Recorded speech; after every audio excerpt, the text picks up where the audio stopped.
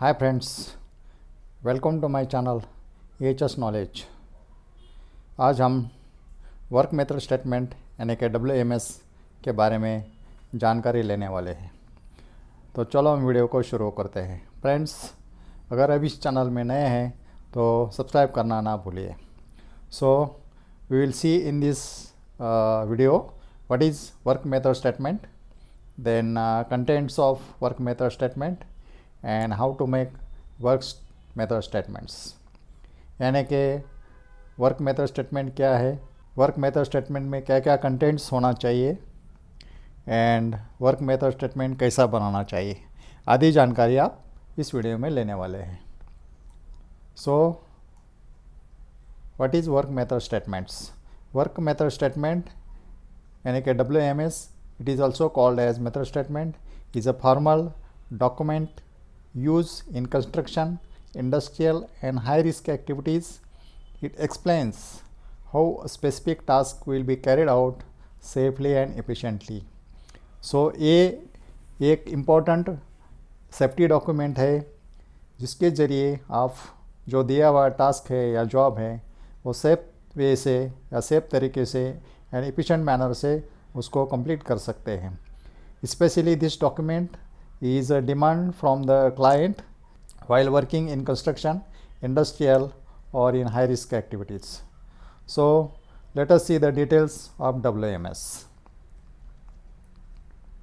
Now this is a table of contents, या WMS में क्या क्या कंटेंट्स इम्पोर्टेंट्स क्या क्या होना चाहिए उसके बारे में स्लाइड में हम देखेंगे। सो इसमें इम्पोर्टेंट्स क्या क्या होना चाहिए? First one is the project details, then second scope of work, then third references, then fourth definition and abbreviations, fifth responsibilities, sixth resources required, then seven hazard identification and risk assessment, उसको HIRA बोलते हैं हम लोग, then eight personal protective equipments, nine permit and approvals required, then 10 detailed method of work or step by step procedure, then 11th is the emergency response plan, 12th is the environmental consideration, 13 quality control measures, 14 training and competency requirement, and 15 is the attachments. So these are the base sections. Based on these sections we have to complete the work method statements. So definitely we will go one by one for the more and detailed informations. Now first one is the project details. इसमें क्या क्या होना चाहिए? Now project details में होना चाहिए project का नाम, then descriptions, then प्रोजेक्ट का लोकेशंस कहाँ है, आपका प्रोजेक्ट्स कहाँ एग्जीक्यूट होने वाला है, then clients name, then contractors name और सब contractors name, then WMS number and revision number, अगर WMS का रिवीजन हुआ है तो उसका नंबर आएगा, then date of preparations and approval, WMS कब बनाया एंड उसका अप्रूव कब हो गया। So the purpose of this is to ensure the traceability and version control. सो आपको ट्रेस करने के लिए ये डॉक्यूमेंट्स या ये डिटेल्स आपको इम्पोर्टेंट रहते हैं। Second one is the scope of work, इसमें क्या क्या इंक्लूड होता है। So detailed explanations of what work will be performed, which shall includes exact nature of work, आपका क्या काम का स्वरूप कैसा है, then work boundaries start to end, then specific activities included, जो activity important है या specific है वो लिखना है, then work objectives is to execute the work safely and in compliance with the statutory and organizational requirements। उसके अनुसार आपको work objectives लिखना है। then to complete the activities as per the approved drawings, specification and methods, जो approved drawing है उसके अनुसार आपको एक्टिविटी कंप्लीट करना है। then to complete the job within planned schedule, जो प्रोजेक्ट का शेड्यूल रहता है या टाइम बाउंड्स जो एक्टिविटीज़ रहते हैं उसके बीच में या उसके बिफोर आपको कंप्लीट करना ज़रूरी रहता है। So this all details comes in the scope of work. Third one is the references, आपको क्या क्या रेफरेंस देना है। First important is the drawings, जो आप ड्राइंग है फाइनल ड्राइंग है उसका drawing reference, then standards like the Indian standards, OSHA standards या ISO standards, then manufacturer manuals, अगर कुछ इक्विपमेंट्स इंस्टॉल होना है तो उसका मैन्युफैक्चर का मैनुअल्स होना चाहिए। कंपनी एसओपीज़, कंपनी के इंडिविजुअल्स एसओपीज़ रहते हैं, कंपनी के रूल्स रहते हैं, देन उसके अनुसार आपको वो भी रेफरेंस देना है। देन परमिट टू वर्क या work permit systems. Fourth is the definition and abbreviations. बहुत सा टाइम हम लोग शॉर्ट फॉर्म्स यूज़ करते हैं, जैसे कि HSC health safety and environment, WP यानी कि work permits, JSA job safety analysis, QA/QC quality control and quality assurance, SCBA self content breathing apparatus, PPE personal protective equipments, LOTO lockout tagouts, WMS work method statements. ऐसे जो हम short form use करते हैं उसको भी abbreviations क्या क्या है या उसका क्या मीनिंग रहता है वो भी लिखना वर्क WMS में ज़रूरी रहता है। Responsibilities shall be specifics and also the competency is required. So define who is responsible for different aspects of the jobs usually covers, यानी कि एक टास्क है, जॉब है, तो उसमें site incharge, then project managers या site engineer, site supervisors, safety officer, safety supervisors, QA/QC engineers, skill workers या helpers, unskilled workers बोलते हैं। सो आदि की उसको इन्वॉल्वमेंट रहता है और उसका रिस्पॉन्सिबिलिटी क्या क्या रहता है, that we have to brief against the each area of responsibilities. So this role shall include their duties, responsibilities and required competencies. ये लिखना ज़रूरी रहता है। Sixth one is the resources required. आपको क्या क्या टूल्स चाहिए, इक्विपमेंट चाहिए या मटेरियल कौन सा चाहिए विद द स्पेसिफिकेशंस, या कौन सी मैन पावर चाहिए, उसके बारे में इसमें मेंशन किया हुआ रहता है। List the tools, equipments and materials and manpower details to complete the work safely and efficiently. जैसे इन टूल्स एंड पावर टूल्स है तो उसका नाम, यही इक्विपमेंट्स जैसे कि क्रेन्स, एक्सवेटर, कंप्रेसर या स्कैफोल्ड सिस्टम्स, इसका डिटेल्स लिखना है। Then materials specially for construction like concretes, cement, sand, aggregates, consumables, scaffolding parts and components. Then list detail man power with the category qualifications and roles and number of management staffs and workers. वो कौन से category के designation wise उसको कितना number of man power चाहिए वो भी mention करना जरूरी रहता है, जैसे project managers, site engineers, safety officers, skilled workers, operators, drivers, unskilled workers etcetera. So जैसे कंस्ट्रक्शन है या रोड प्रोजेक्ट चल रहा है तो उसमें काफ़ी साइट इंजीनियर्स भी रहते हैं, देन सेफ्टी ऑफिसर्स भी रहते हैं, क्योंकि एरिया वाइज ज़्यादा वॉल्यूम रहता है and then it is difficult to control by 1 persons और 2 पर्सन्स। सो ऐसे आपको कैलकुलेट करके number of man powers, then designations wise कितना चाहिए वो मेंशन करना जरूरी रहता है। Now seventh is the hazard identification and risk assessment, यानी कि HIRA. We have made this separate video for the HIRA, so that you can refer and link is given in the description box. So hazard identification and risk assessments में क्या क्या होना चाहिए। So task wise hazards like falling hazards, then electrocution hazards or fire and chemicals exposure, truck by etc. Then we have to mention the initial risk ratings क्या क्या है, and then control measures.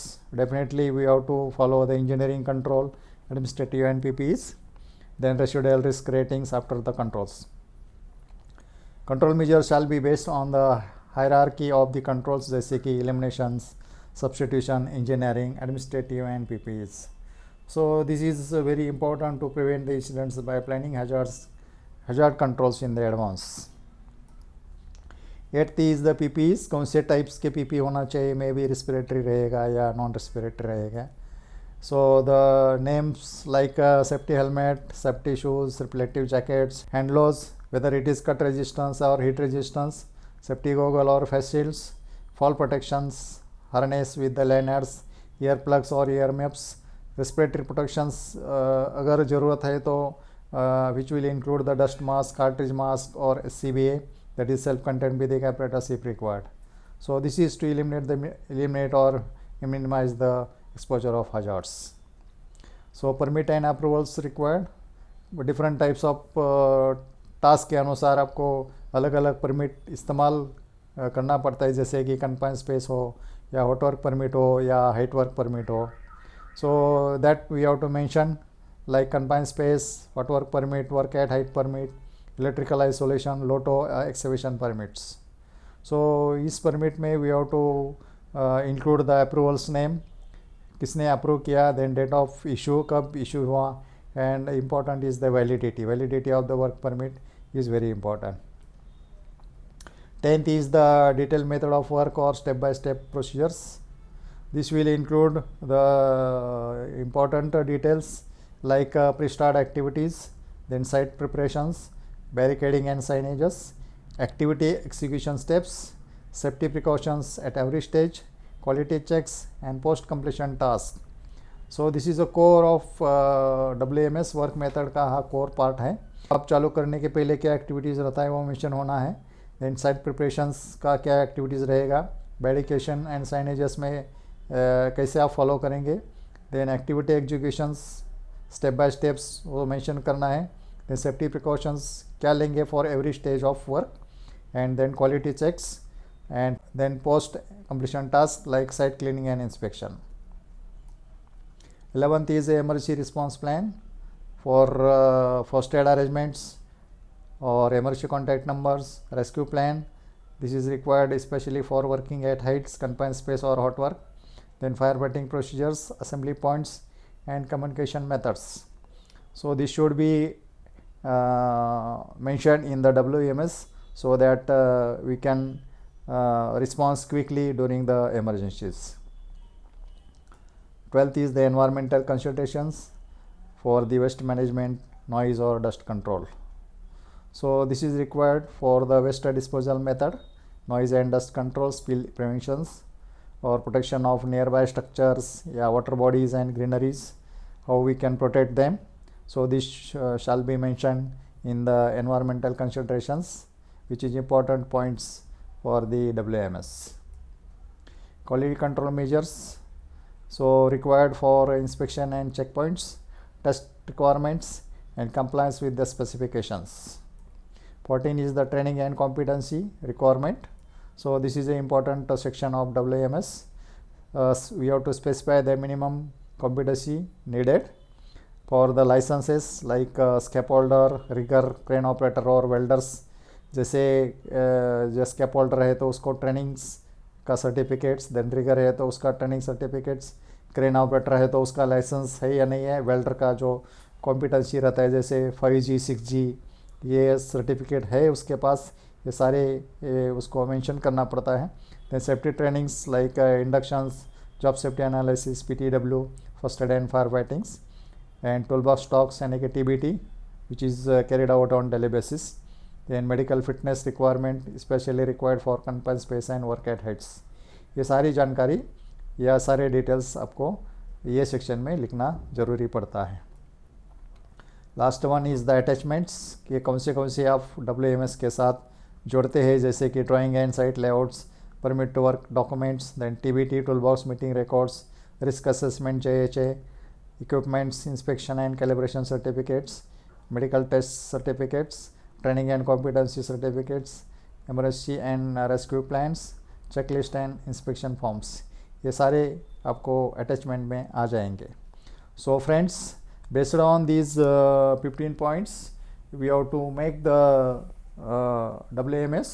We can make WMS for digging, we can make WMS for the height work, we can make WMS for the excavation, or we can make the WMS for hot work or confined spaces. ये सारे बनाने के times आपको ये points mention करना ज़रूरी पड़ता है, so that will be this WMS will be more effective and which will be approved by the clients on first stage. So I thinks we have covered all in the WMS. I hope this video will be helpful to you, especially for the guys who are working in constructions and engineering projects. So thank you. Thanks a lot.